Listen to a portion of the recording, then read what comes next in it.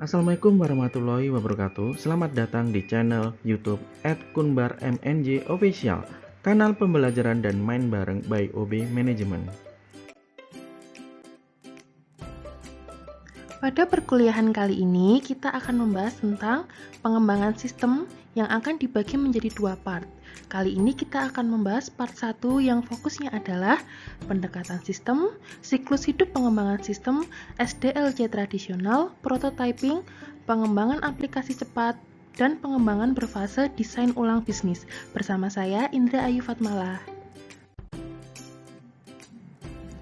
Masuk pada pendekatan sistem, di sini ada 3 hal penting yang harus kalian pelajari. Yang pertama, mengenali kontroversi. Yang kedua, mempertimbangkan klaim-klaim alternatif. Dan yang ketiga, membentuk satu pertimbangan. Setelah mengenali, mempertimbangkan, dan membentuk satu pertimbangan, sekarang kita akan masuk ke langkah-langkah pengembangan sistem. Masuk tahapan pertama, A. Upaya persiapan. Yang pertama, melihat perusahaan sebagai suatu sistem. Perusahaan di sini bergerak dan berfungsi sebagai sarana atau alat dalam mewujudkan tujuan yang telah direncanakan. Yang kedua, mengenal sistem lingkungan. Perusahaan harus mengenal lingkungannya, apakah berdampak baik atau buruk bagi lingkungan di sekitarnya. Lalu yang ketiga, mengidentifikasi subsistem perusahaan. Subsistem pertama perusahaan dapat mengambil beberapa bentuk-bentuk. Bentuk termudah yang dilihat manajer adalah area-area bisnis. Lanjut ke tahapan kedua, B. Upaya definisi. Dari melanjutkan tingkat sistem ke tingkat subsistem, lalu dilanjutkan menganalisis bagian-bagian sistem dalam urutan-urutan tertentu. Upaya terakhir, C. Upaya solusi. Yang pertama ada mengidentifikasi solusi-solusi alternatif, lalu yang kedua implementasi asikan solusi, lalu yang ketiga menindaklanjuti untuk memastikan keefektifan solusi, yang keempat memilih solusi terbaik, lalu yang kelima mengevaluasi solusi-solusi alternatif. Setelah mempelajari langkah-langkah pengembangan sistem, hal yang harus kita pelajari selanjutnya adalah siklus hidup pengembangan sistem. Ada 5 tahap siklus hidup yang terdiri dari perencanaan, analisis, desain, implementasi, dan penggunaan. Masuk pada fokus keempat, kita akan belajar mengenai prototyping. Prototyping adalah satu versi dari sebuah sistem potensial yang memberikan ide bagi para pengembang dan calon pengguna. Ada 2 jenis prototyping yang akan kita pelajari. Pertama, ada prototype evolusioner, yaitu prototipe yang terus-menerus disempurnakan sampai memiliki seluruh fungsionalitas yang dibutuhkan pengguna dari sistem yang baru. Lalu yang kedua ada prototipe persyaratan. Prototipe persyaratan ini dikembangkan sebagai satu cara untuk mendefinisikan persyaratan-persyaratan fungsional dari sistem baru ketika pengguna tidak mampu mengungkapkan dengan jelas apa yang mereka inginkan. Prototyping sendiri masih memiliki kelebihan dan kekurangan. Di antaranya, yang pertama, daya tarik prototyping. Membaiknya komunikasi antar pengembang dan pengguna, pengembang juga dapat melakukan pekerjaan yang lebih baik, pengembang menghabiskan waktu dan usaha yang lebih sedikit, lalu ada implementasi menjadi jauh lebih mudah.